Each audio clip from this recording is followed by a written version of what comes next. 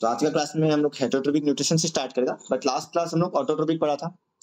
Autotrophic nutrition क्या होता है? It is a mode of nutrition जिसमें क्या होता है, प्लांट्स अपना खाना खुद बनाता है सनलाइट का मदद से। तो इसी प्रोसेस को हम लोग क्या बोलता है, फोटोसिंथेसिस, जहां पे प्लांट्स अपना खाना खुद प्रिपेयर करता है। यूजुअली ऑटोट्रोप्स बोलता है, प्लांट्स एंड बैक्टीरिया को मिला के उस ग्रुप को हम लोग ऑटोट्रोप्स बोलता है। अच्छा, प्लांट्स एनर्जी स्टोर करता है किस फॉर्म में? स्टार्च का फॉर्म में। एंड ह्यूमन बॉडी किस फॉर्म में स्टोर करता है? ग्लाइकोजन। ग्लाइकोजन याद हो जाएगा धीरे धीरे। ठीक है, फिर हम लोग पढ़ा events that occur during photosynthesis. इसमें क्या पढ़ा? 3 इवेंट है। एक, absorption of light energy into chlorophyll, फिर उसी लाइट एनर्जी को केमिकल एनर्जी में कन्वर्ट किया, फिर वाटर मॉलिक्यूल को स्प्लिट किया हाइड्रोजन एंड ऑक्सीजन में, एंड कार्बन डाइऑक्साइड को कन्वर्ट किया कार्बोहाइड्रेट्स में। फिर हम लोग ये भी पढ़ा कि ये स्टेप्स ऑर्डर में ही होगा, जरूरी नहीं है। क्यों? डेजर्ट प्लांट का एग्जांपल लिया जो कार्बन डाइऑक्साइड रात को ही ले लेता है। क्यों लेता है? क्योंकि अगर वो दिन में कार्बन डाइऑक्साइड लेना स्टार्ट करेगा तो कार्बन डाइऑक्साइड लेते दौरान उसका बहुत सारा पानी लॉस हो जाएगा, और उसको ये पानी बहुत मुश्किल से मिलता है डेजर्ट एरिया में। दैट्स वाई वो रात को ही कार्बन डाइऑक्साइड लेना पसंद करता है। इसमें कोई डाउट किसी को भी? कैसा रजनी? ठीक है, ये 1 मार्क में डालते हैं। ये एक्टिविटी किया था लास्ट क्लास, स्टोमाटा का बारे में पढ़ाई था, एमटी रॉ मेटेरियल्स पढ़ा था। रॉ मेटेरियल्स में क्या पढ़ा था? प्लांट्स को क्या क्या चाहिए? एक तो कार्बन डाइऑक्साइड चाहिए, कहां से मिलेगा? एटमॉस्फेयर से। दूसरा वाटर चाहिए, उसको कहां से मिलेगा? सॉइल से। तीसरा सनलाइट चाहिए, लाइट एनर्जी चाहिए, कहां से मिलेगा? सन से। एंड चौथा मिनरल से न्यूट्रिएंट्स चाहिए, वो भी कहां से मिलेगा? सॉइल से ही मिलेगा। डन। अब नेक्स्ट देखो heterotrophic nutrition. It is A mode of nutrition in which an organism can not make its own food. वो खुद का खाना खुद नहीं बनाता है, and depends on other organisms. वो अदर ऑर्गेनिजम्स कौन है? ऑटोट्रोप्स, यानी कि प्लांट। तो हम लोग अपना खाना खुद नहीं बनाता है, हम लोग किस पे डिपेंड कर रहा है? ऑटोट्रोप्स में डिपेंड करता है। तो उसी को बोलता है हेटरोट्रोपिक न्यूट्रिशन। तो जैसे ऑटोट्रोप्स हो गया प्लांट्स, हम लोगों को बोला जाता है हेटरोट्रोप्स। हम लोग हो गया हेटरोट्रोप्स, प्लांट्स हो गया ऑटोट्रोप्स। कोई डाउट? नहीं सर। तो हाउ हेटरोट्रोप्स ऑब्टेन देयर न्यूट्रिशन? तो देखो बहुत सारी स्ट्रेटेजीज है, 3 स्ट्रेटेजी बता दिया गया। 3 स्ट्रेटेजी से देखो। पहला, some organisms break down the food material outside the body and then absorb it। कोई क्या करता है? बाहर ही ब्रेक करता है फिर बाद में एब्जॉर्ब करता है। इस टाइप को बोलते हैं सेप्रोफाइटिक, जो हम नीचे लिखाई दे रहा। तो तुम ऊपर वाला आंसर लिखो या ये 3 आंसर लिखो, तुम्हारा चॉइस है, दोनों में मिल जाएगा marks. That is this organisms feed on dead and decayed organic matter. They break down the food outside the body and absorb it. For example yeast, mushroom, ये सब। तो इसे बाहर ब्रेक डाउन करता है और फिर बाद में एब्जॉर्ब करता है। सेकंड क्या हो गया देखो, some organisms take in whole material and break it down inside the bodies. जैसे कि हम लोग क्या करता है? पहले खाता है फिर हम लोग का बॉडी का अंदर डाइजेशन हो रहा है, ब्रेक हो रहा है, जो भी हो रहा है। तो इस टाइप को बोलता है holozoic. That is it is the process of nutrition that takes place in organism that take solid और liquid food inside their body. यानी हम लोग अंदर जाकर ब्रेक करता है, तो ये हो गया होलोजोइक। यहाँ पे तीसरा क्या लिखा देखो, some organisms derive nutrition from plants or animals without killing them। जैसे कि कसकटा, लीचेस, टैपवर्म्स, ये सब। तो इस टाइप को बोलता है पैरासाइटिक, जो होस्ट बॉडी को बिना मारे उससे एनर्जी ले रहा है। तुम देखा होगा हम लोग का बॉडी में क्या बोलता है उसको, जो खून चूसने वाला होता है उसको क्या बोलता है हिंदी में? मैं हिंदी खराब हो गया। हम लोग का पाँव में रह के जो खून चूसता है, इसका मतलब ये नहीं कि उससे हम लोग मर जाएगा, बस वो हम लोग से खून चूस रहा है। मॉस्किटो भी बोल सकते हैं एक तरह से, हम लोग का खून ले ही रहा है। ठीक है, तो पैरासाइटिक हो गया जो होस्ट बॉडी को बिना मारे उससे एनर्जी यानी कि न्यूट्रिशन ले रहे हैं। तो ये 3 मोड हो गया, 3 तरीका से। अब एग्जाम में तुम्हारा चॉइस है, तुम ये 3 पॉइंट लिखेगा या ये वाला लिखेगा, हेडिंग देके, वो तुम्हारा चॉइस है। कोई भी एक करने से होगा, मार्क्स मिल जाएगा। कोई डाउट? सर और एक बार बोलिए ना। 3 पॉइंट? हाँ सर। ठीक है, फिर से बोलते सुनो। सेप्रोफाइटिक हो गया ऐसा ऑर्गेनिज्म जो डेड डिकेड ऑर्गेनिक माने डेड एनिमल्स को ब्रेक करता है, यानी कि बाहर ही ब्रेक करता है और फिर उससे एनर्जी डिराइव कर रहा है। पैरासाइटिक हो गया जो क्या करता है, एनर्जी डिराइव कर रहा है होस्ट बॉडी से, पर उसको मार नहीं रहा है, उसको बिना मारे उससे एनर्जी डिराइव कर रहा है। और होलोजिक हो गया जो पहले फूड को अंदर लेता है और बॉडी का अंदर ब्रेक डाउन कर रहा है, पहले अंदर लेता है फिर ब्रेक डाउन हो रहा है, जैसे कि हम लोग, वही है 3 मूव्स। डन। हाँ सर। नेक्स्ट देखो, how amoeba obtain their nutrition. Exam में डायग्राम भी बनाना, भले बोले या ना बोले, बेहतर होता है। तो देखो, amoeba takes in food using temporary finger like extension. अच्छा, ये तो हम लोग मालूम ही है जी, एमीबा का कोई फिक्स्ड शेप एंड साइज नहीं होता, क्लास 9 में मिला, उसका कोई फिक्स शेप या साइज नहीं होता, ठीक है। So they take in food using temporary like extension of the cell surface called pseudopodia। तो मान लो ये रहा एमीबा, ये एमीबा है, इसका सामने यहाँ फूड पार्टिकल आया है, तो एमीबा क्या करेगा, एक फिंगर लाइक प्रोजेक्शन, ये एक्सटेंशन निकालेगा जो फूड को चारों ओर से कवर करने का कोशिश करेगा। देखो, इस फॉर्मेशन को बोलते हैं स्यूडोपोडिया। वो क्या करता है, फूड को चारों ओर से ढकने का कोशिश करेगा ताकि अंदर ले जा सके, तो इस एक्सटेंशन को बोलता है pseudopodia. Now it fuse over the fluid to form food vapour. ये क्या करेगा, पूरा ढक लेगा इसको, तो देखो पूरा ऑलमोस्ट ढक लिया, ढकने के बाद अंदर क्या फॉर्म किया, ये फूड वेपर, जहां पे फूड है। Now inside the food vapour ये complex substance are broken down into simpler ones. अब फूड वेपर में आने के बाद इसको ब्रेक किया जाता है सिंपल फॉर्म में, उस which then diffuses into the cytoplasm, यानी ब्रेक होने के बाद वो साइटोप्लाज्म में जाता है, और बाकी जो अनडाइजेस्टेड मटेरियल होता है वो वापस सिमिलर प्रोसेस से बाहर निकाल दिया जाता है। देखो, move to the surface of the cell and thrown out. यानी कि सिंपल फॉर्म में क्या किया, पहले फूड उसका सामने आया, वो स्यूडोपोडिया फॉर्म किया, यानी कि फिंगर लाइक प्रोजेक्शन एक्सटेंड किया, उसको चारों तरफ से ढकने के बाद फूड वेहिकल फॉर्म किया, फिर अंदर डाइजेशन प्रोसेस चला, और जो अनडाइजेस्टेड पार्ट था जो बच गया उसको, मतलब वेस्ट मटेरियल, उसको बॉडी के बाहर फेंक दिया सिमिलर प्रोसेस से, खत्म। इतना ही है, 2 मार्क का एग्जाम में लिखने आता है, तो भी डायग्राम कर देना बेहतर है। डन। अब ऑब्वियस बात है, अमीबा का अगर फिक्स शेप एंड साइज नहीं तो उसका फिक्स स्पॉट भी नहीं है कि हम यहाँ रखा तो वो यहीं से खाएगा, मतलब वो इसी पार्ट से खा रहा होगा। अगर फूड यहाँ होगा तो वो इस पार्ट से खाएगा, फूड यहाँ होगा तो वो इस पार्ट से खाएगा, ठीक है। जहां फूड है वो उसी पार्ट से उसको फ्यूज कर लेगा, तो इसका कोई फिक्स स्पॉट नहीं है खाने का। कोई डाउट? डन। हाँ सर। ठीक है, नेक्स्ट देखो, सिमिलरली पैरामीशियम, ये क्वेश्चन बहुत कम आया, यूजुअली एमीबा का ही आता है। तो देखो, paramecium is a unicellular organisms that has definite shape and food is taken in a specific spot. तो अनलाइक एमीबा, जहां एमीबा का डेफिनेट शेप नहीं था और उसका कोई स्पेसिफिक स्पॉट नहीं था खाने का, पर पैरामीशियम का एक डेफिनेट शेप है और उसका एक फिक्स स्पॉट है खाने का। इसका डायग्राम बनाने की जरूरत नहीं है, हम बस बना के दिखा रहे हैं। यहीं पे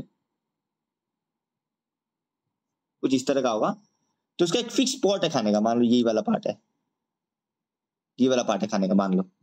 तो जो भी फूड आएगा, अगर फूड यहाँ है, उस फूड को पहले यहाँ आना पड़ेगा, तब जाके वो खा सकेगा। अब क्या फूड अपने आप आएगा? क्या फूड अपने आप उसका माउथ का तरफ आएगा या उसको लाना पड़ेगा? लाना पड़ेगा। तो वो देखो, food is moved to this spot by the movement of a cilia which covers the entire surface of the cell. यानी कि उसका पूरा सरफेस में सिलिया होता है, ये देखो ऐसे करके पूरा सरफेस में।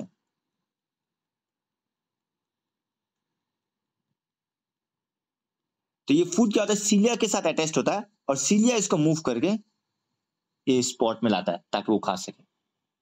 को डाउट? डन। अब आता main, nutrition in human beings. यहां से मेन, ओके। ऊपर तक यूजुअली डायरेक्ट क्वेश्चन आता है, डिफरेंस बिटवीन ऑटोट्रोप्स एंड हेटरोट्रोप्स, इससे भी जो ज्यादातर क्वेश्चन आता है इस टॉपिक के बाद से आता है, ह्यूमन बींग से ही आता है। वो इसका ऊपर वाला टॉपिक तुम्हारा किस्मत का ऊपर है, किसी एक सेट में आ जाएगा, बाकी ज्यादातर सेट्स में न्यूट्रिशन इन ह्यूमन बींग का बात से ही आता है। तो देखो, the alimentary canal is a long tube extending from mouth to anus. हम पिक्चर दिखा रहे हैं, दिखाई दे रहा है बुक? हाँ सर। तो माउथ से लेके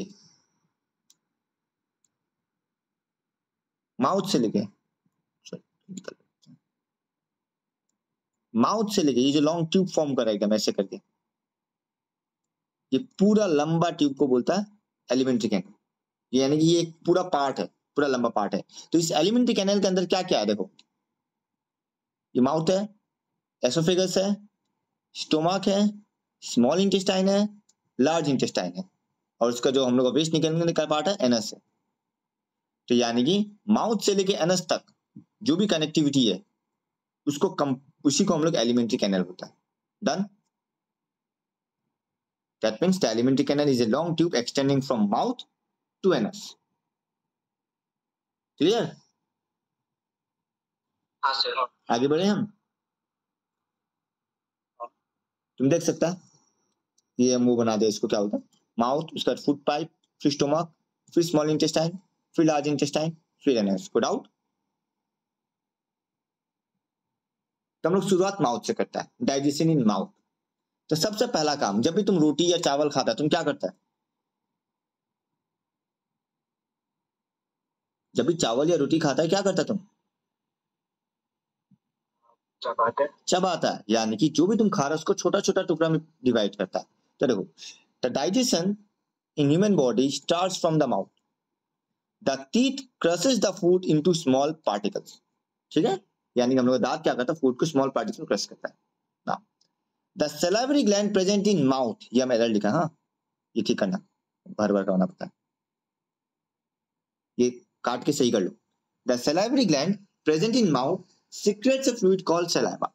अब हम लोग का माउथ में क्या होता है, सैलिवरी ग्लैंड होता है, वो क्या करता है, एक फ्लूइड रिलीज करता है सलाइवा, और सलाइवा में एक एंजाइम होता है जिसका नाम है सैलिवरी एमाइलेज।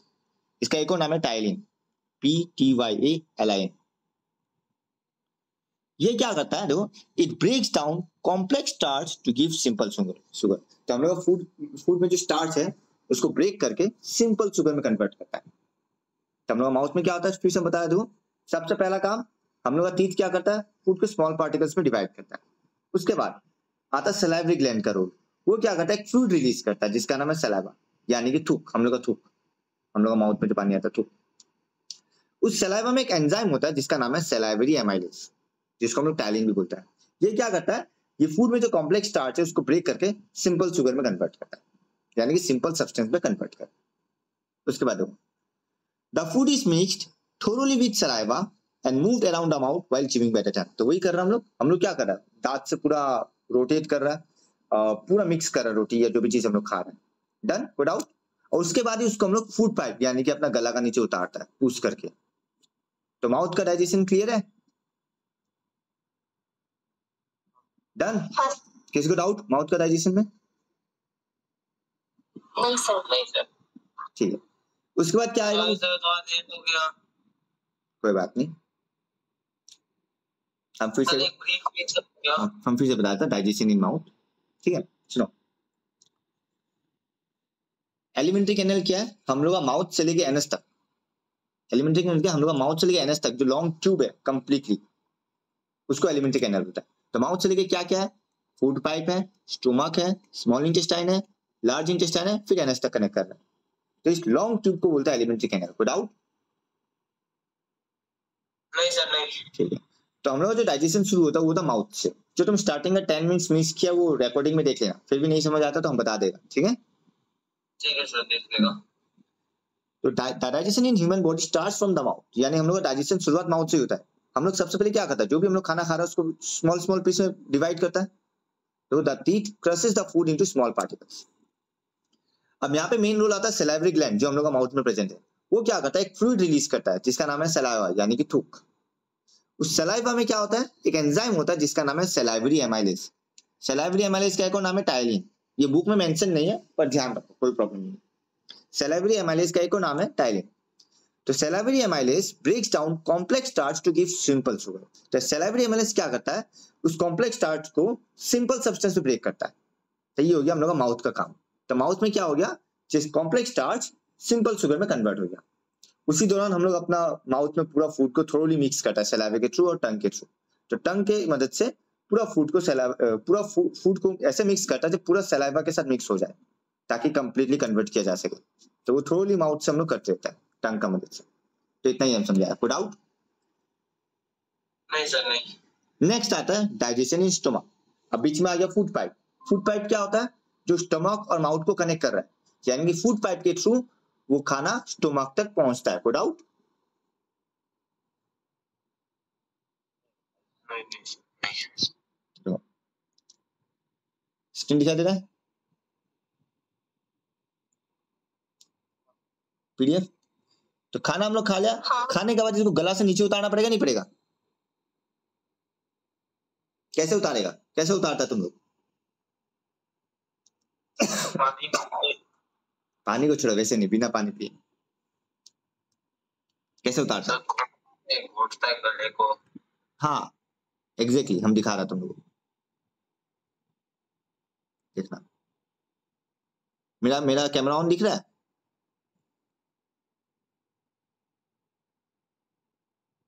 क्या मेरा कैमरा ऑन है? हाँ सर कैमरा ऑन है। तो जब भी हम लोग खाना को गीटता है, ऐसा नहीं गीटता है, ये पुश नहीं करता अंदर का तरफ? किया कभी वैसे? ऑब्वियसली किया ही होगा। हाँ सर। जब भी खाना खाता है पुश करने के लिए वो ऐसे करता है ताकि ये अंदर का तरफ जाए। ये तो हम लोग तब करता है जब ज्यादा खाना हो, नहीं जा रहा हो। तो सिमिलर प्रोसेस हो रहा हो नॉर्मल खाना जाते समय, यानी कि हम लोग अंदर का तरफ पुश कर रहा है, उस मूवमेंट को बोलता है पेरिस्टल्टिक मूवमेंट, जो हम लिखा है नोट्स में। देखो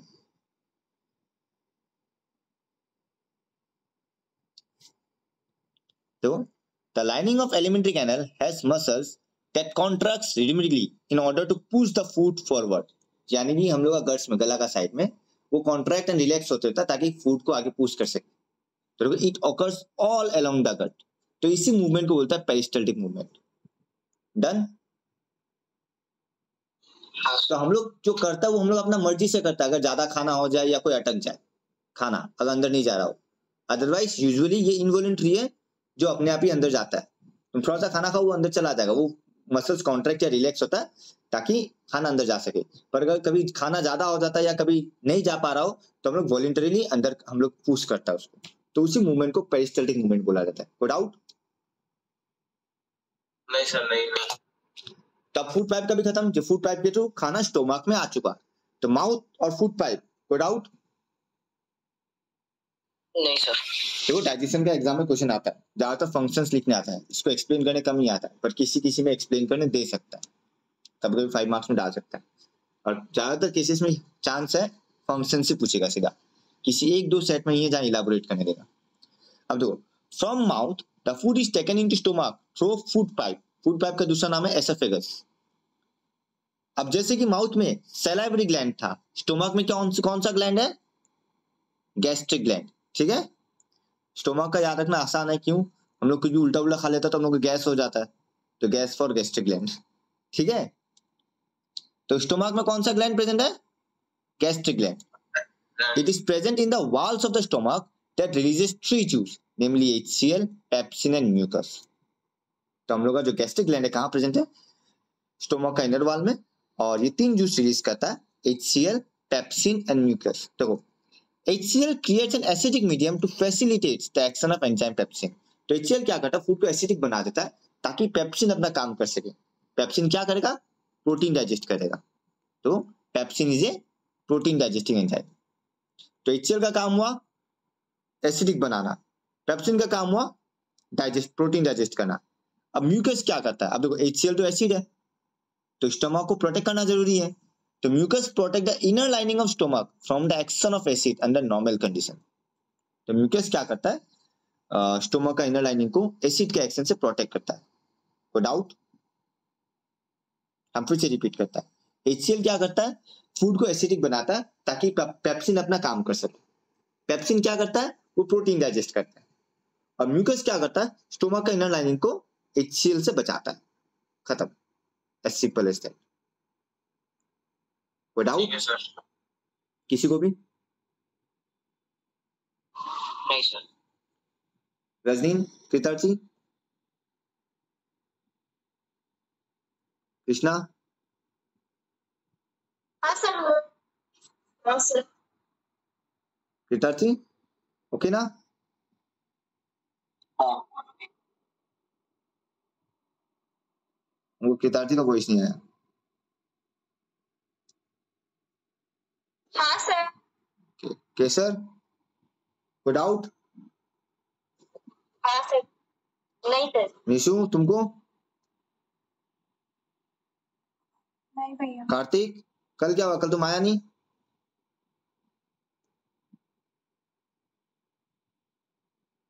हेलो कार्तिक। हाँ सर। तुम आया नहीं कल? आवाज में आपकी। ठीक है, बाद में बात करता है। चलो हमें को फिर से रिपीट करता है। हेलो। सुन लो, शुरुआत से हम रिपीट कर रहा है। माउथ क्या करता है? सलाइवरी ग्लैंड, माउथ में सलाइवरी ग्लैंड है जो सलाइवा रिलीज करता है। सलाइवा में एक एंजाइम है जिसका नाम है सलाइवरी एमाइलेज। वो क्या करता है? कॉम्प्लेक्स स्टार्च को सिंपल शुगर में कन्वर्ट करता है। खत्म। स्टोमक क्या करता है? स्टोमक का वाल में प्रेजेंट है gastric gland. Gastric gland 3 juice release करता है, HCl, पेप्सिन एंड म्यूकस। मेरा कैमरा ऑन है ना, या मैं सही इशारा कर रहा हूं? तब ठीक है। HCl, पेप्सिन एंड म्यूकस, ये 3 जूस रिलीज कर रहा है। HCl क्या करता है? It creates acidic medium to facilitate action of the enzyme pepsin. यानी कि पेप्सिन का काम आसान करने के लिए, ताकि पेप्सिन इजीली एब्जॉर्ब कर सके, डाइजेस्ट कर सके प्रोटीन, इसलिए वो एसिडिक मीडियम क्रिएट करता है। और पेप्सिन ऑब्वियस बात है प्रोटीन डाइजेस्ट कर रहा है। और म्यूकस क्या कर रहा है? स्टोमक का इनर लाइनिंग को HCl के एक्शन से बचाता है। कोई डाउट? ठीक है ना। अब नेक्स्ट देखो, यहाँ पे स्टोमक खत्म। अब स्टोमक के बाद फूड कहां जाएगा? Small intestine. तुम डायग्राम देख सकता है, डायग्राम ध्यान रखना, डायग्राम जरूरी है ऑब्वियसली। देखो, और एसोफेगस से आया कहां? स्टोमक में। यहां काम हो गया तो यहां से कहां जाएगा? ये स्मॉल इंटेस्टाइन में, ये वाला पार्ट। डन। अब स्मॉल इंटेस्टाइन में कैसे जाएगा? हम यहाँ डायग्राम बना रहे हैं। मैं डायग्राम परफेक्ट नहीं हो सकता पर ठीक ठाक है।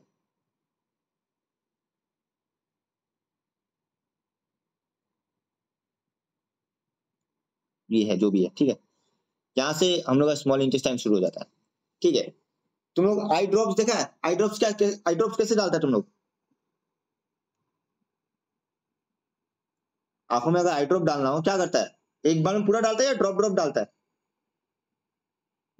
ड्रॉप ड्रॉप करके। सेम कहानी यहाँ पे भी है। हम लोग का स्मॉल इंटेस्टाइन में जो भी काम होना था, सॉरी, हम लोग का स्टोमक में जो भी काम होना था हो गया। अब मान लो इतना फूड मटेरियल को डाइजेस्ट किया, मैंने जो भी काम करना था किया। अब वो इतना, सॉरी, ये पूरा फूड को एक साथ स्मॉल इंटेस्टाइन में नहीं भेजेगा। वो क्या करेगा? छोटा छोटा अमाउंट में भेजेगा। डन। इस फूड को छोटा छोटा अमाउंट में यहां भेजेगा। तो देखो वही लिखा हुआ है, देखो, the exit of food from the stomach is regulated bye sphincter muscle. It releases the food into small amounts into small intestine. यानी कि एक बार में सारा फूड नहीं छोड़ रहा है, ये थोड़ा थोड़ा करके छोड़ रहा है। तो ये कौन रेगुलेट कर रहा है? Sphincter muscle. यानी कि स्टोमक और स्मॉल इंटेस्टाइन का बीच में ये स्फिंक्टर मसल है जो फूड को धीरे धीरे स्मॉल इंटेस्टाइन में छोड़ता है। कोई डाउट पॉइंट नंबर 2 में? ये एमसीक्यू पर्पस में है, या फंक्शन भी पूछ सकता है स्फिंक्टर मसल का। फिर से हम रिपीट करता है। स्टोमक से स्मॉल इंटेस्टाइन में सारा फूड एक साथ नहीं जाता है, उसको थोड़ा थोड़ा अमाउंट में रिलीज किया जाता है। तो ये चीज कौन कंट्रोल कर रहा है, कौन रेगुलेट कर रहा है? Sphincter muscle. यानी कि ये अगर स्टोमक है, स्टोमक से ये छोटा सा यहाँ पे स्फिंक्टर मसल है जो स्मॉल इंटेस्टाइन से कनेक्ट है, ये थोड़ा थोड़ा अमाउंट में स्मॉल इंटेस्टाइन में रिलीज कर रहा है। डन। कोई डाउट? नहीं सर। इसका एक और वल्गर एग्जांपल है, वो ऐसा है, हम लोग अगर बाथरूम जाता है, हम लोग एक बार में सारा पोटी छोड़ता है या स्मॉल अमाउंट में छोड़ता है? क्या करता है? स्मॉल अमाउंट में तो छोड़ता है। तो वहां जो रेगुलेटर है उसको बोलते हैं एनल स्फिंक्टर, आने वाला ये। तो सेम एग्जांपल है, सेम कहानी है, सेम प्रोसेस है। जैसे वो एनल स्फिंक्टर, ये स्फिंक्टर मसल। कोई डाउट? सर स्मॉल इंटेस्टाइन से लार्ज इंटेस्टाइन में भी स्फिंक्टर मसल होता है क्या? नहीं, फिर नॉर्मली जाता है। तो अब एक और चीज देखो, small intestine is the longest part of the alimentary canal. यानी कि एलिमेंट्री कैनल में जितना भी पार्ट है उनमें से सबसे बड़ा कौन है? Small intestine. डन। को बता सकेगा स्मॉल इंटेस्टाइन कितना बड़ा होता है? Sir 22 metre. और कोई?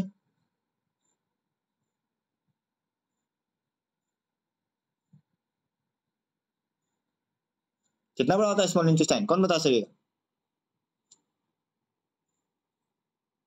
ऑन एन एवरेज 5 से 6 मीटर। 22 मीटर बहुत लंबा है। ऑन एन एवरेज 5 से 6 मीटर। अब एक एवरेज ह्यूमन का हाइट कितना होता है? Sir 6 foot. मीटर में बताओ। 5। सर 1.5 या 1.7 कुछ ऐसे ही।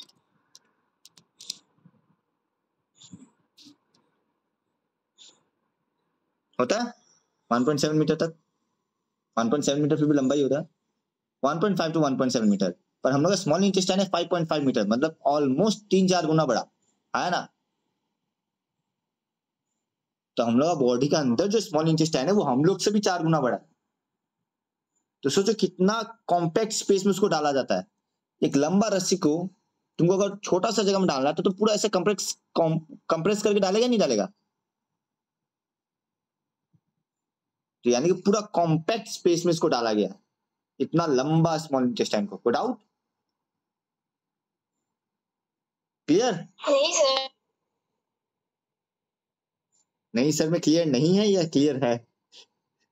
सर है। ठीक है। नेक्स्ट पॉइंट को, पॉइंट नंबर 4। ये क्वेश्चन इंपॉर्टेंट है, एग्जाम में 1 मार्क में आता है। अब कैसे भी डालो, एमसीक्यू डालो, एसेशन रीजन डालो, या सब्जेक्टिव डालो, या केस स्टडीज, ये इंपॉर्टेंट है। पॉइंट नंबर 4 क्या बोला था? Herbivores have longer small intestine than carnivores.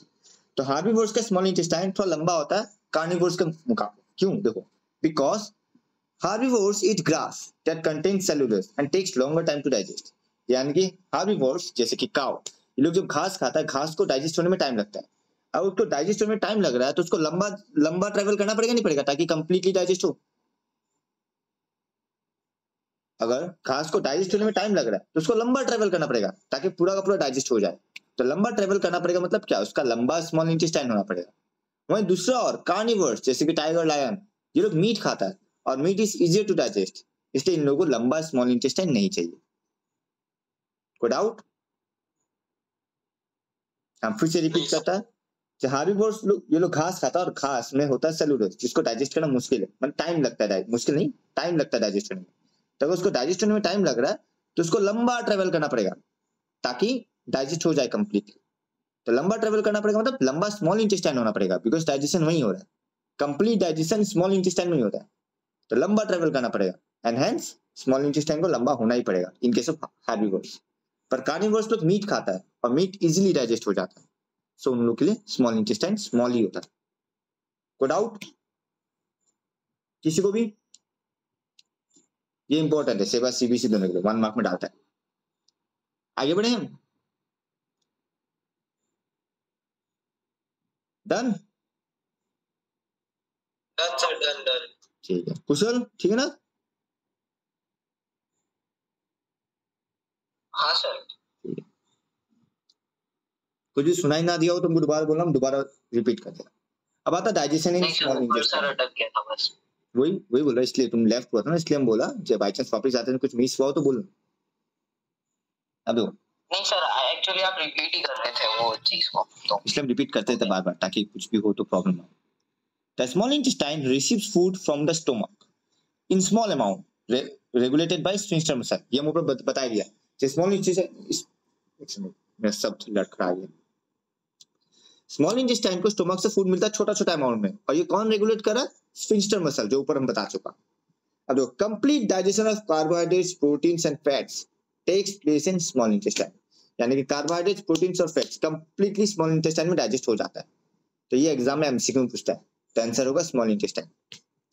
Now small intestine में डाइजेशन के समय 2 ऑर्गन का और काम, एक लीवर और एक पेनक्रियास, ये 2 भी अपना भूमिका निभाता है। तो पहले हम लोग लीवर का पढ़ता है। तुम देख सकता है अगर डायग्राम में देखेगा, ये देखो इंटेस्टाइन का बगल में ही इधर एक लीवर है और इधर पेनक्रियास है। पेनक्रियास ये दोनों अपना भूमिका निभाता है और दोनों स्मॉल इंटेस्टाइन से कनेक्टेड है, तो दोनों अपना अपना एंजाइम रिलीज करता है। ठीक है, डन। लिवर में कोई एंजाइम होता है? स्मॉल लिवर इंटेस्टाइन में कौन से? बाइल जूस आ रहा है, उसमें भी आ रहा है, और स्मॉल इंटेस्टाइन का खुद का भी है। ओके, देखो इधर डायग्राम ध्यान रखना, कभी कभी लेबलिंग दे देता है, बोलेगा level the parts and right your function देता है, डायरेक्टली ड्रॉ करने नहीं देगा ना बोर्ड? ड्रॉ करने देने का चांस कम है, ड्रॉ करने का 4-5 डायग्राम में ड्रॉ करने देता है, पर ज्यादातर केसेस में उसमें भी लेबलिंग ही देता है। सेवा में आता है ड्राइंग का, तो वो जो सेवा में ड्राइंग आता है वही आने से सीवीसी में भी वही ड्राइंग आएगा, अदरवाइज बाकी सब लेबलिंग है। तो हम बता देगा ड्राइंग कौन सा प्रैक्टिस करना और लेबलिंग का कौन सा प्रैक्टिस करना, पर हाई चांस है लेबलिंग ही आता है। ठीक है, ठीक है सर, ठीक है। तो डायग्राम के ऊपर चिंता मत करो, एक बार खाली लेबलिंग पार्ट में फोकस करो, डायग्राम हम पर्सनली अलग से करवाएगा। लेबलिंग के लिए तुम लोग पहले देखो, लेबलिंग अच्छे से याद होना चाहिए कि कौन सा पार्ट को क्या बोला जाता है। लेबलिंग याद हो जाएगा ना, फिर डायग्राम आसान, कोई बड़ा बात नहीं। अब देखो, liver releases bile juice that makes the acidic food alkaline. Obvious सा बात है, स्टोमक से जो फूड आया वो एसिडिक है या नहीं, बिकॉज वहां पे HCl था, तो पहले उस एसिडिक फूड को बेसिक बनाता है, मतलब अल्कलाइन बनाता है, ताकि पैनकेटिक एंजाइम्स अपना काम कर सके। अब ये पैनकेटिक एंजाइम्स कौन है, ये जो पैनक्रियास रिलीज कर रहा है, तो हम साइड में लिख के दिखाता है, देखो नीचे है, हम दिखा रहे हैं, ये देखो, जहां लीवर बाइल जूस रिलीज करता है वहीं पैनक्रियास पैनकेटिक जूस रिलीज करता है। तो पैनकेटिक जूस अपना काम कर सके इसलिए फूड को अल्कलाइन बनाया जाता है, और ये फूड को अल्कलाइन कौन बना रहा है, बाइल जूस। कोई डाउट? ठीक है, नहीं सर, नहीं। तो फिर से हम रिपीट करते हैं, जैसे कि पेप्सिन अपना काम कर सके फूड को एसिडिक बनाया, वैसे पैनकेटिक जूस अपना काम कर सके तो इसी फूड को अल्कलाइन बनाया। कौन बनाया, bile juice. It also breaks down large fats globules into smaller globules, यानी ये फैट्स को भी छोटा छोटा ग्लोबुल्स में डिवाइड कर देता है। फिर देखो बात है pancreas. Pancreas secretes pancreatic juice that contains 2 enzymes. अब पैनकेटिक जूस में भी 2 एंजाइम है, ट्रिप्सिन एंड लिपेज। तुम देख सकता है trypsin is a protein digesting enzyme like pepsin, and lipase क्या कर रहा है, it break down emulsified fats, यानी कि ये जो स्मॉलर ग्लोबुल्स में डिवाइड करता है इसको फर्दर ब्रेक डाउन करता है। हम फिर से रिपीट कर रहे हैं एक बार, पैनकेटिक जूस में 2 enzyme, trypsin and lipase. Trypsin क्या कर रहा है, प्रोटीन डाइजेस्ट कर रहा है फूड से, अल्कलाइन फूड से। लिपेज क्या कर रहा है, ये जो स्मॉलर ग्लोबुल्स में डिवाइड किया था इसको फर्दर ब्रेक डाउन कर रहा है, तो it breaks down emulsified fats. Now ये दो खत्म, अब स्मॉल इंटेस्टाइन का खुद का भी तो होगा। तो the walls of the small intestine contains glands that secrete intestinal juice। तो इसमें स्मॉल इंटेस्टाइन में कौन सा ग्लैंड है ये नाम नहीं दिया गया है बुक में, और एग्जाम में पूछा भी नहीं है क्योंकि बुक में है नहीं, हालांकि पूछ ले तो लिख देना इंटेस्टिनल ग्लैंड। स्मॉल इंटेस्टाइन में जो ग्लैंड है उसको बोलता है इंटेस्टिनल ग्लैंड, और वो क्या रिलीज करता है, इंटेस्टिनल जूस रिलीज करता है जो, और उसमें कुछ कुछ एंजाइम्स है जिसका नाम नहीं चाहिए, एग्जाम में नहीं पूछता है, बुक में है भी नहीं। तो the enzymes present in it finally convert proteins to amino acid, carbohydrates to glucose and fats into fatty acids and glycerol। ये इस बार एमसीक्यू में डाला था 2024 का आसाम वाला पेपर में, आसाम का रीजन 4 था, इस बार आसाम का रीजन 4 था, तो इसी क्वेश्चन को एमसीक्यू में डाला गया था, बहुत आसान था। वो क्या करता है, प्रोटीन को एमिनो एसिड्स में कन्वर्ट करता है, कार्बोहाइड्रेट्स को ग्लूकोज में कन्वर्ट करता है, फैट्स को फैटी एसिड्स एंड ग्लिसरॉल में कन्वर्ट करता है। खत्म, यहाँ हो गया हम लोग स्मॉल इंटेस्टाइन का डाइजेशन खत्म। कोई डाउट? एक बार देखो, हम फास्ट तो नहीं गया, थोड़ा देख लो एक बार, बोल देना। नहीं सर, फास्ट नहीं है, सही है स्पीड। हम फास्ट हो जाने से हमको बोलना हम स्लो हो जाएगा, कभी कभी हो जाता है, बोलते बोलते हम फास्ट होता है, तो हम रिपीट कर रहा है। तुम लोग को अगर लगता है हम फास्ट हो रहा है, हमको बोलना हम स्लो हो जाएगा, या नहीं समझ आया तो दोबारा समझा देगा, कोई प्रॉब्लम नहीं है हमको समझाने में।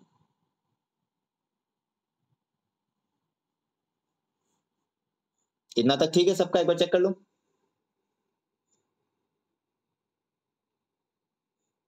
और कृतार्थी का जब टाइम होगा हमको बोल देना एक बार, हाँ, क्योंकि हम टाइम नहीं देख रहे। अच्छा ठीक है सर। हम आगे बढ़े? हाँ सर। अच्छा, इसमें आने से पहले एक बार वो टेबल चार्ट में चला था जिसमें अलग से फंक्शन सब लिख दिया। एक मिनट, क्या लोड नहीं हो रहा है?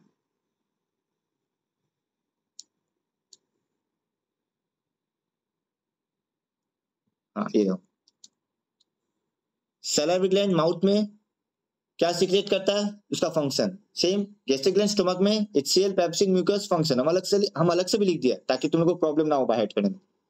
अगर समझ गया तो याद रह जाएगा, ये बाहर करने का है ही नहीं, अगर तुम समझ गया ना याद रह जाता है। लीवर क्या रिलीज करता है, बाइल जूस। और पेनक्रियास क्या रिलीज करता है, पेनक्रियाटिक जूस, ट्रिप्सिन और लिपेज, और उसका अलग से फंक्शनल लिख दिया।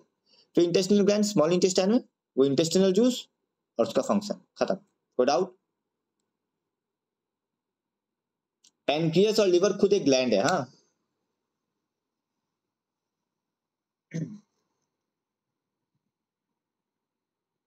चलो अब हम लोग आता है absorption of food in small intestine.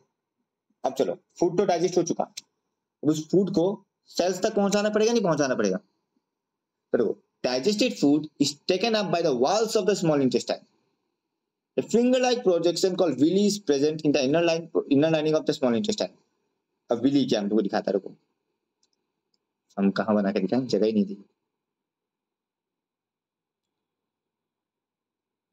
Sir NCERT book में बनाओ जहाँ पे सब बना देते हैं। हाँ यही बनाकर देखो, हम एक जस्ट एक एग्जांपल लेता है समझाने के लिए। हाँ तुमको बता सकेगा यहाँ कितना लोग खड़ा हो सकेगा?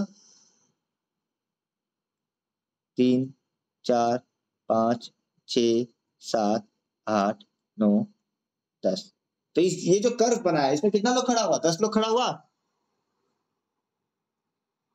अच्छा अब इसी को देखो,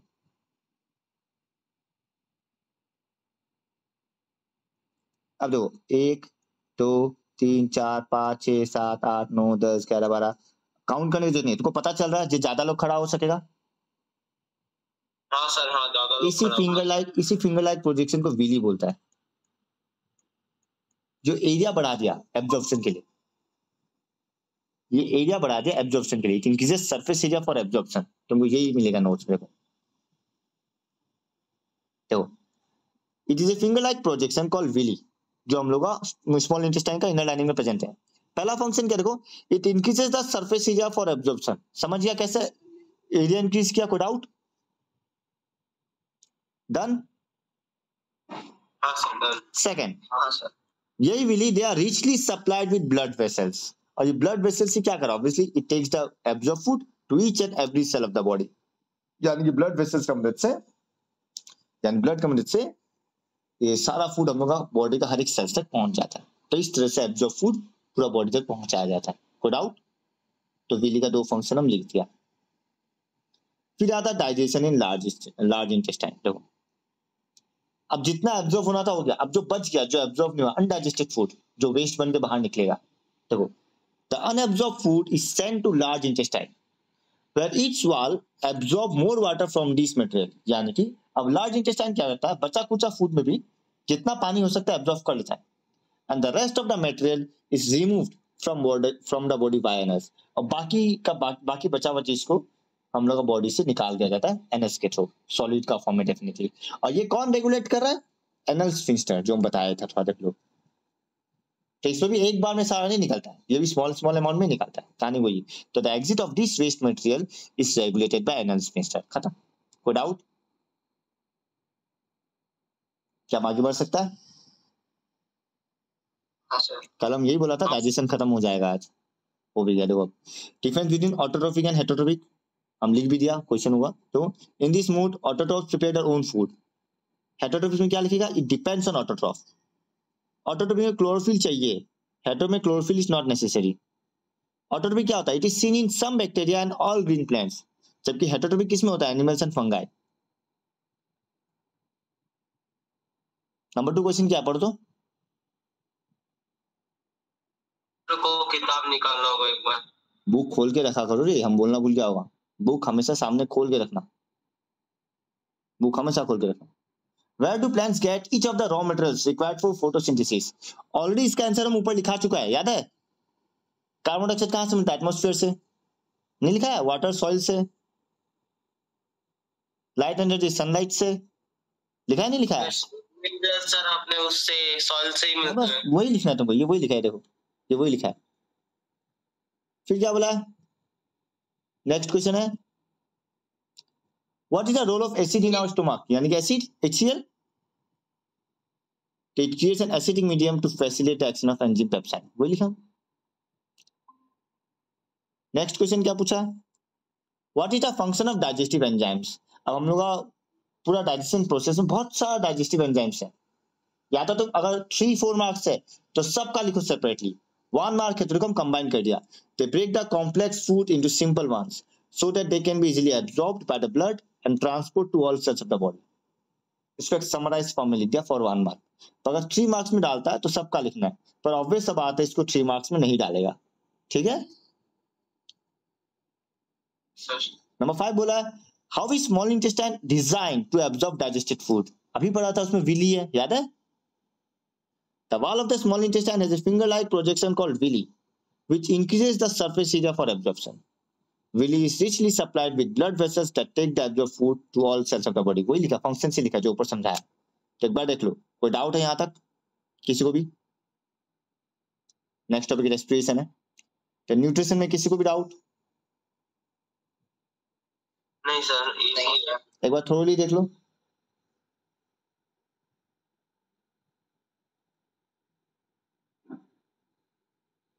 ओके, तो साइंस हम इतना तक ही देखेगा। सब लोग टेस्ट का मार्क्स देखा अपना अपना? हाँ सर, देख लिया भैया। हाँ सर। हाँ बोलो हर्ष। क्या बोलते हैं, इसमें मेरा बुक में पेज नंबर 101 में लाइक चैप्टर 6 स्टार्ट हो रहा है, कंट्रोल एंड कोऑर्डिनेशन। हाँ, तुम्हारा नया बुक है उसमें चैप्टर 5 हटा दिया होगा ना, अब पीडी हटा देना, वो रैशनलाइज्ड सिलेबस है। ये मेरा नोट्स 2 साल पुराना है, तो इसमें चैप्टर नंबर उल्टा बोला हो सकता है, टॉपिक वही है, ठीक है। टॉपिक वही है, तुम्हारा रैशनलाइज्ड बुक है, तुम लोग का चैप्टर 5 नहीं है। पीरियडिक क्लासिफिकेशन वो हटा दिया सीबीएसई में, और हम जो पीडीएफ डाउनलोड किया हुआ है उसमें भी चैप्टर 6 लिखा हुआ है, बिकॉज वो पहले का पीडीएफ है, तो उस चैप्टर नंबर में ध्यान मत दो, टॉपिक वही है, ठीक है। जिसके पास पुराना बुक है तो भी कोई प्रॉब्लम नहीं है, जिसके पास नया बुक है तो भी कोई प्रॉब्लम नहीं है। डन। आगे बढ़े हम। अच्छा, एक बार ये टेस्ट वाला डिस्कस कर लेते हैं फटाफट। किसको किसको दिखाई दे रहा है? बहुत लोग इसका ऑप्शन ए भी नहीं लिखा, वाई ए? आई थिंक कुशल लिखा है, मुझे याद है। ए क्यों होगा? हाँ सर। ए तो कॉपर से लेस रिएक्टिव होता है, सिल्वर भी कॉपर से लेस रिएक्टिव होता है, तो एल्यूमिनियम एंड लीड, ठीक है। नंबर 2 सब लोगों ने राइट किया। नंबर 3 देखो, अगर बैलेंसिंग करने जाता तो ये 1, ये 2, ये 2, सम कितना आएगा? 5 है सर। बहुत लोग कोई 2 लिखा, कोई 4 लिखा, क्यों? Which of the following gas extinguishes fire? बहुत स्टूडेंट ऑक्सीजन लिखा है, क्यों? सर CO2 होगा। हाँ। ऑक्सीजन तो और बढ़ाता है। वही। हाँ सर। कार्बन डाइऑक्साइड गैस, बहुत 3 स्टूडेंट लिखा होगा कार्बन डाइऑक्साइड, 3 या 4, बाकी सब ऑक्सीजन लिखा है, क्यों? The color of the precipitate is yellow, सब राइट। ये Mg होगा, बट रजनीन तुम MgCl2 लिखा, क्यों? बोला ना मैग्नीशियम ऑक्साइड फॉर्म होता है। ये इवापोरेशन ऑफ वाटर होगा, एंडोथर्मिक, बिकॉज ये हीट एब्जॉर्ब करता है तब जाके इवापोरेट होता है। ये सब लोग राइट किया, slaked lime. Which is true for the balanced chemical equation? Obviously law of conservation of mass। कोई एक जन एनर्जी लिखा, एनर्जी गलत है, because number of atoms balance करता है। The law of conservation of mass and reaction of calcium oxide with water is exothermic. बहुत लोग एंडो लिखा है और एक जन थर्मल भी लिखा है। ये हम लोग मालूम है हीट रिलीज करता है, तो ये एक्सोथर्मिक नहीं होगा? कोई डाउट? नहीं सर, नहीं। अब अगर एग्जाम में 2 डिफरेंस बोला ना, हमेशा 2 पॉइंट लिखा है लिखना। बहुत लोग 1-1 पॉइंट लिख के छोड़ा है, हालांकि हम मार्क्स दे दिया क्योंकि पहला टेस्ट था, हम मार्क्स किसी का भी नहीं काटा, पर अगर क्वेश्चन में 2 मेंशन किया ना, 2 पॉइंट लिखना, बिकॉज 2 मार्क है। नंबर 3 का ए में लिखने का तरीका हम बता देता है। बहुत लोग फुल स्टेटमेंट लिखा है, नहीं चाहिए।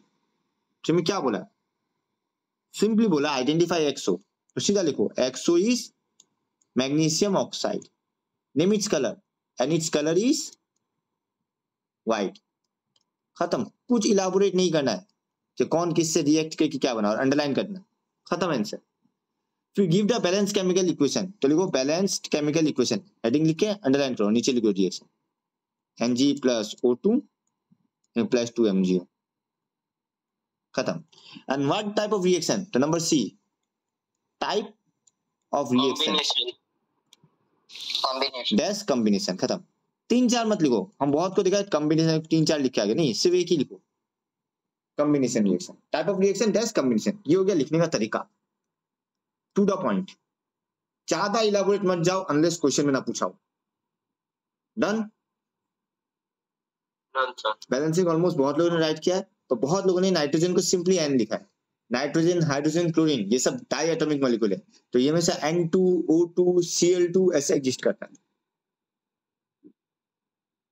ये भी ए सब लोगों ने लिखा, बी बहुत लोगों ने गलत किया।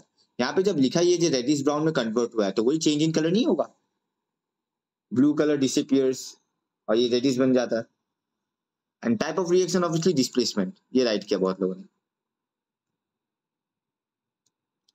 ये देखो, a solid metal oxide react vigorously with water, ये कैल्शियम ऑक्साइड ही था, तो 2 लोगों ने ये अटेम्प्ट किया CaO to form metal hydroxide, क्या बनेगा CaOH2, तो ये Y। On passing gas G, gas क्या था, कार्बन डाइऑक्साइड नहीं था, ये ना गैस एक्सटिंग्विशर, हम ये हिंट भी दे दिया।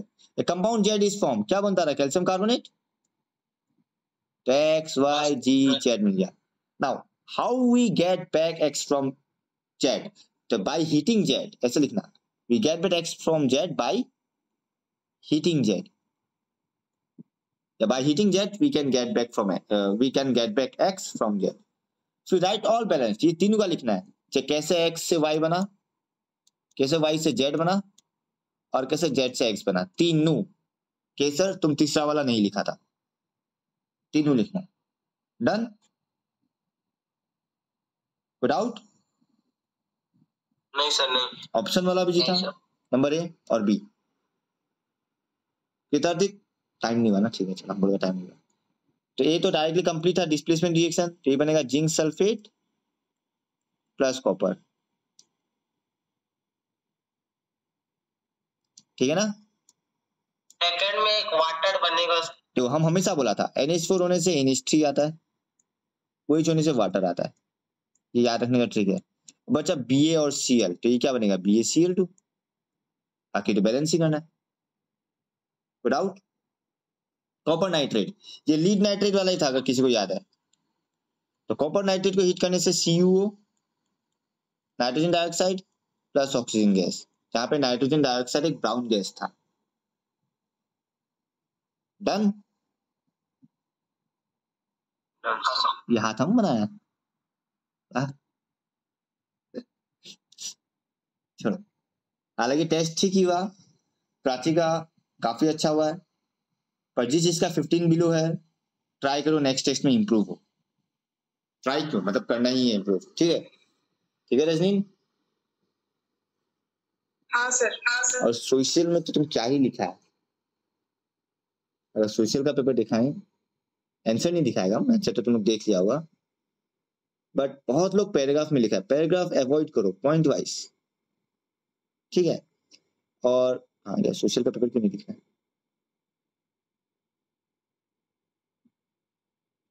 कहाँ गया सोशल का पेपर,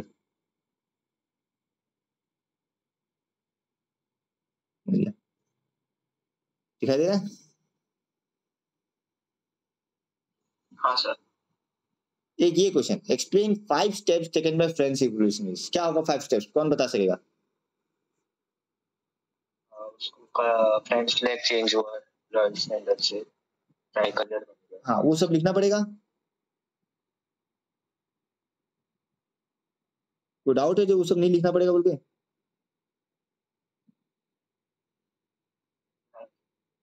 तो हमें एक आंसर दिखा रहा है, ये देखो ये प्राची का आंसर है जहां तक मालूम है। हाँ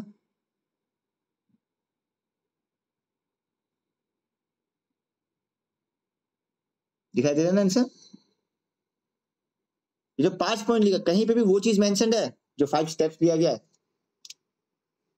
प्राची देखो तो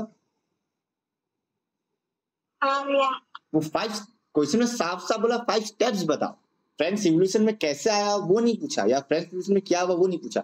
वो पूछता तो डेफिनेटली तुम्हारा ये 5 मार्क्स का आंसर राइट है, डेफिनेटली राइट है। हम वो पॉइंट ही वैसे लिखा है जब फ्रेंच रिवॉल्यूशन से रिलेटेड जो भी पूछे तुम वहां से पॉइंट उठा सके। ये नहीं कि तुम सीरियसली सीधा 5 पॉइंट लिखो, नहीं। क्वेश्चन पढ़ो, क्वेश्चन में क्या बोला है, तो क्वेश्चन में साफ साफ 5 स्टेप्स बोला है, तो उस स्टेप्स का बारे में लिखो क्या क्या लिया। हम फिर भी 2 मार्क दिया बिकॉज तुम लिखा, अदरवाइज इसमें 2 मार्क नहीं मिलना चाहिए। फर्स्ट टेस्ट इसलिए हम दिया, पर तुम उसमें स्टेप्स मेंशन ही नहीं किया। The idea of fatherland, idea of citizen, tricolour national, हम लोग अपना खुद का झंडा से रिप्लेस किया, uniform standard of weight measures, ये सब लाया, ये सब कुछ मेंशन ही नहीं किया तुम। ठीक है प्राची? हाँ भैया। और बुश भी मैजिनी का भी बहुत लोग अच्छे से लिखा 5 पॉइंट्स रूल, पर तुम क्या किया देखो, इतना अच्छे से 5-6 पॉइंट्स में दिखाया हुआ वैसे लिखो। ठीक है, ठीक है भैया। ये 3 पॉइंट अच्छा लिखा। हालांकि केसर भी अच्छा लिखा, केसर बहुत जगह बहुत ज्यादा इलाबोरेट किया है, बट फिर भी ठीक है, परफेक्ट है, रॉन्ग नहीं है। हाँ, हम जैसे कि केसर वाला दिखाता है, हम इसलिए डिस्कस कर रहा ताकि तुम लोग को पता चले कि कहाँ कितना लिखना है, वो पता होना जरूरी।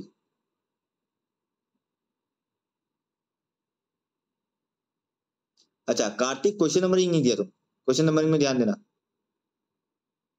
जैसे यही ले लो, हालांकि तुम्हारा थोड़ा हैंडराइटिंग बड़ा है शायद केसर का, इसलिए थोड़ा बड़ा बड़ा भी लग रहा है ना केसर? हाँ सर। सर हम लीव मार ले? हाँ लीव कर सकते हैं, चलो ठीक है चलेगा, इतना कोई बड़ा बात नहीं। ये भी तुम सही लिखा। हाँ तो हैंडराइटिंग बड़ा इसलिए शायद हमको थोड़ा वो लग रहा है, पर ठीक ही लिखा, वैसे रॉन्ग नहीं लिखा था। हाँ किसमें तो बड़ा लगा था, काफी ज्यादा बड़ा है। हाँ ये फ्रेंच वाला में ज्यादा बड़ा लिखा लगा हमको। मतलब ये तुम ये पहला 2 पॉइंट ये नहीं भी लिखता तो चलता, मैंने खाली स्टेप्स पूछा तो डायरेक्ट स्टेप से मेंशन करो। जैसे हाँ ये पॉइंट अच्छा ये लिखो जहाँ पे फादरलैंड ये सब आइडिया आया, तुम पहले ये मेंशन करना वेरियस स्टेप्स वर टेकन। हमेशा कोई भी क्वेश्चन हो अगर स्टेप्स या 5 स्टेप्स बोलते ना, ये पहले ऊपर डालो और फिर पॉइंट वाइज लिखो। जैसे कि role of Giuseppe Mazzini in the formation of Italy are as follows, फिर नीचे 5 पॉइंट लिखो, तो वो हमेशा लिखना। ठीक है, डायरेक्टली पॉइंट में मत उतर जाना, या तो एक इंट्रोडक्शन या तो जो क्वेश्चन में बोला है वो चीज लिखना हमेशा, जो भी पूछता है। जैसे यहाँ क्या पूछा, कंट्रीब्यूशन ऑफ गिउसेपे, तो contribution of Giuseppe Mazzini in spreading ideas are as follows, 5 steps taken by the French civilists ... are as follows. ठीक है,